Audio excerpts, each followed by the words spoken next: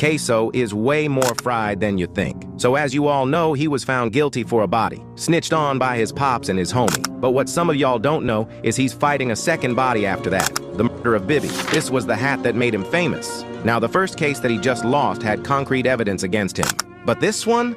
Man, where do I even start? He basically did the work for the judge himself. Yeah, Bibby! That's what Bibby did! In the air with Bibby, I'm flying with Bibby, Bibby, I'm flying. But it might not be over with for Ksoo, as long as he gets rid of the lawyer who tried to use this as a defense. And Your Honor, I hope that I can quote what I did the other day when I said the shooter ain't got no ass. He does.